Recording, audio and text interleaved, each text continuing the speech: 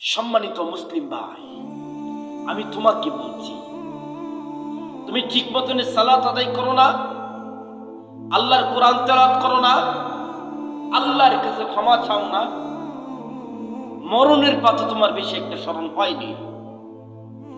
কিন্তু মানুষ মরণ থেকে বাঁচতে পারবে না। আইনামা তাকুনু ইদুরিকুমুল মাউত ওয়ালাউ কুনতুম ফি বুরুজিম মুশাইয়াদা। মহান আল্লাহ বলছেন, মানুষ যেখানে মরণের জন্য পালায় না কেন, সেইখানে তার মৃত্যুবরণ করতে হবে। মরণ থেকে কোনো ব্যক্তি রেহাই পাবে না, মরণ থেকে কোনো ব্যক্তি বাঁচতে পারবে না। এ কথাটা মহান আল্লাহ রাব্বুল আলামিন বলছেন। তোমার কেন আল্লাহর কথা স্মরণ হয়নি? তোমার কেন মরণের কথা স্মরণ হয়নি? তুমি কেন দুনিয়ার মহাব্বতে, তুমি কেন মেয়ে ছেলের মহাব্বতে, বন্ধু বান্ধবের পিছনে পড়ে তুমি তোমার রবকে ভুলে গেলা কেন? আমি তোমাকে বলছি, পৃথিবীর কোনো মানুষ বাঁচতে পারবে না, সবাই মারা যাবে। আমি তোমাকে বাস্তব একটি ঘটনা বলি।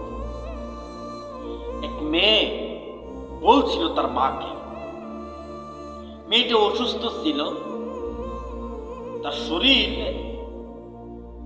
মানে এমন অসুস্থ হয়েছে, তার শরীর এত মোটা হয়ে গেছে, এই দুটি যেন আপনি এই যে পা, এই পাটা দেখতে পাচ্ছেন, এই পাটা এই মোটা হয়ে গেছে, এত মোটা হয়ে গেছিল পাও, বিছনা থেকে উঠতে পারে নাই। সবসময় তার মাকে বলতো, মা গো, আমি তো মরে যাব, মা আমি যখন মরে যাব, আমাকে তো মানুষ ওই বাজারে, ওই জঙ্গলে আমাকে রেখে আসবে। মাগো, আমি ওই জঙ্গলে, ওই বাজারে কেমনে থাকবো মা? আমার ভয় হয়। আমি ওই বাজারের তলে, আমি ওই জঙ্গলের ভিতরে, আমি কেমনে একা একা থাকবো মা? আমার ভয় হয়। মেয়ে এই কথা বলতো আর চোখের পানি ফেলাইতো আর কান্না করত। হঠাৎ করে একদিন দুপুরবেলা মেয়েটা সত্যি মারা গেল। যখন মেয়েটা মারা গেল, তাকে কেউ দুনিয়াতে রাখলো না। মারা যাওয়ার পরে মাগরিবের আগে তাকে দাফন কাফন করলো। তাকে সত্যি তাকে জঙ্গলের ভিতরে রেখে আসলো। এই যে মেয়েটা কামড়তি মিনতি করলো তার মায়ের সাথে, মাগো আমি একা একা কবরে থাকবো কিভাবে? আমি একা একা জঙ্গলে থাকবো কিভাবে? মাগো আমার ভয় হয়।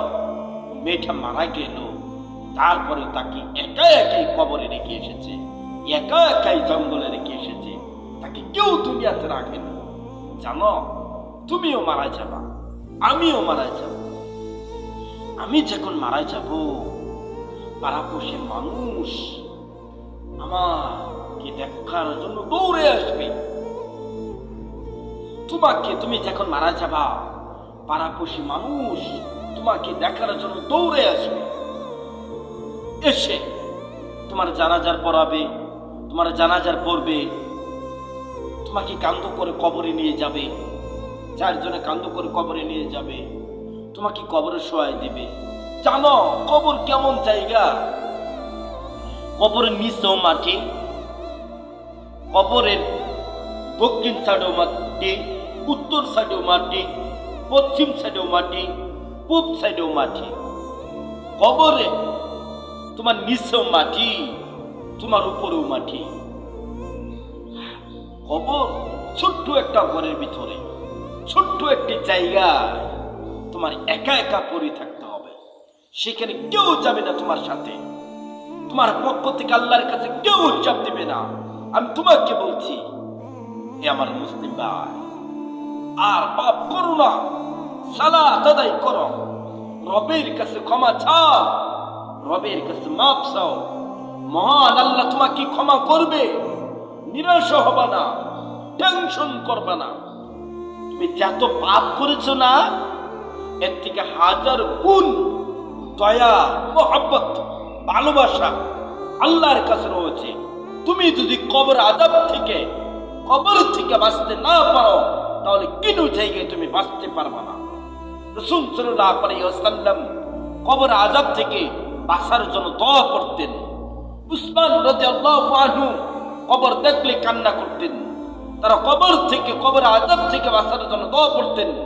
আল্লাহুম্মা ইন্নী আউযু বিকা মিন আযাবিল কবর, আল্লাহুম্মা ইন্নী আউযু বিকা মিন আযাবিল কবর।